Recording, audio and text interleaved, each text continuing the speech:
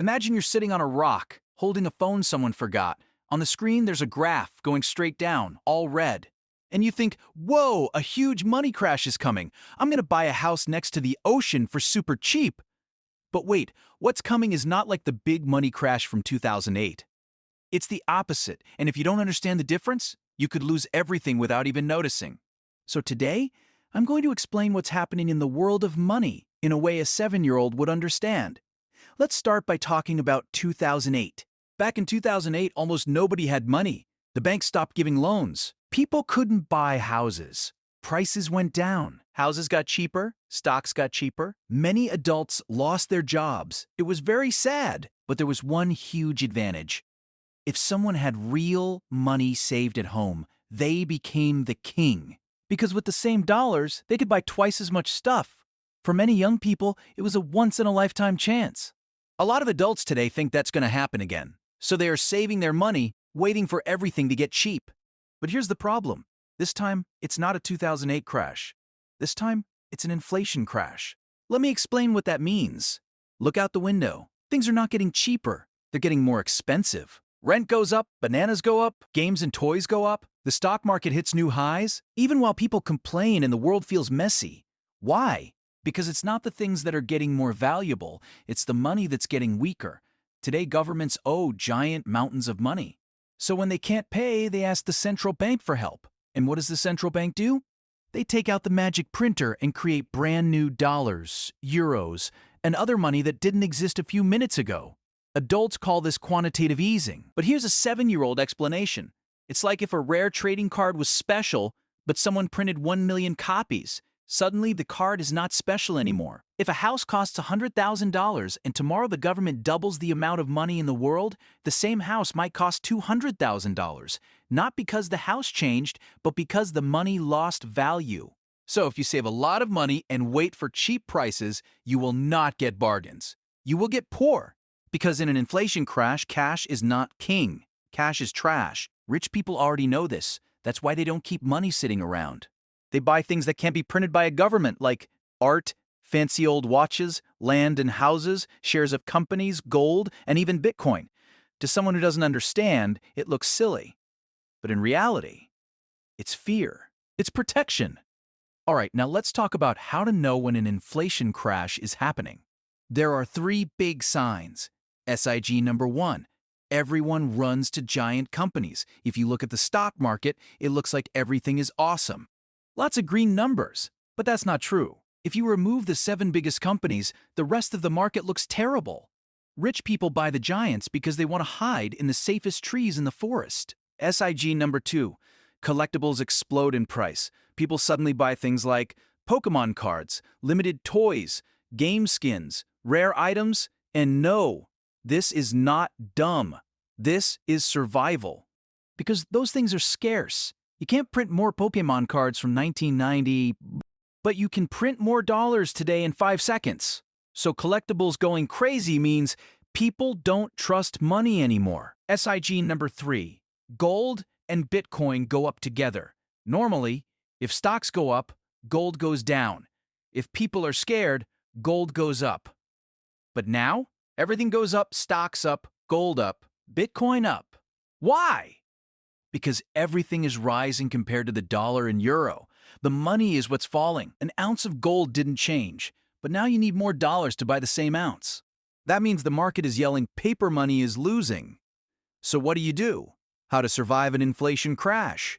If you just sit still and do nothing while the world burns, your savings disappear like magic. Every single day, the central bank steals a tiny piece of your money without even touching your wallet.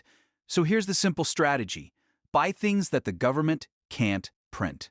That means real things, rare things, hard things, limited things. Examples: gold, silver, Bitcoin, houses, land. There's also a bonus trick. If you have debt with a fixed interest rate, inflation makes your debt easier to pay because you pay back with weaker dollars. But careful, do not buy government bonds. They are just promises from a government that is already drowning in debt. In conclusion, the reverse crash already started. It's quiet. It doesn't explode. It just eats your money slowly, like termites eating wood. If you want to learn how people got rich during the 2008 crash, watch my next video, because there were smart people who became wealthy while everyone else was crying. An ounce of gold didn't change, but now you need more dollars to buy the same ounce. That means the market is yelling, paper money is losing. So what do? How to survive an inflation crash. If you just sit still and do nothing while the world burns, your savings disappear like magic. Every single day, the central bank steals a tiny piece of your money without even touching your wallet. So here's the simple strategy. Buy things that the government can't print. That means real things, rare things, hard things, limited things.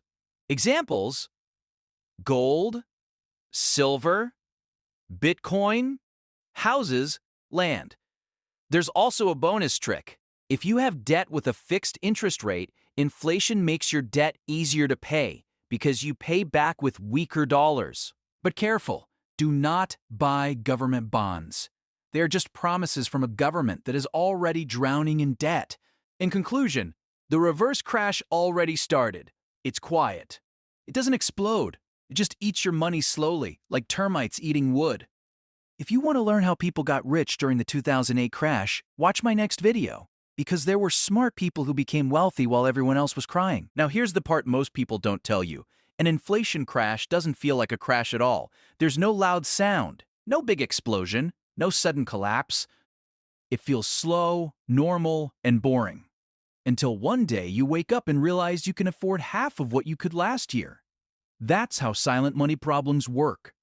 While everyone is waiting for a big crash moment like in movies, with screaming, panic, and people running, the real danger is happening quietly in the background, and that's what makes this kind of crash so dangerous. It doesn't look like a disaster. It looks like life getting more expensive. Milk gets pricier, rent gets heavier, kids' toys cost more. Your savings don't grow fast enough, your paycheck doesn't stretch as far, and slowly, month after month, you are losing wealth without seeing it leave your wallet.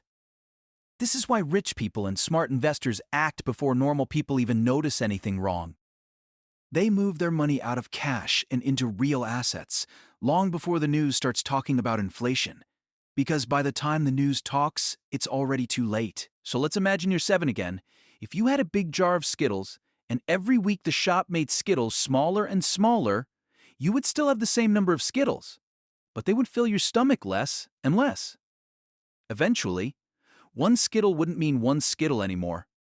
That's exactly what inflation does to money. So what should regular people do in a quiet crash like this? They should protect themselves by switching from paper money, that gets weaker, to hard assets that stay strong. Hard assets are like real-life Skittles that don't shrink. Examples: gold, it doesn't care about inflation. Silver, always useful. Bitcoin, limited supply forever. Land, can't be printed. Houses, people always need a place to live. Valuable collectibles, rare and limited. Even if these things don't go up every day, they protect you from losing value. Pop,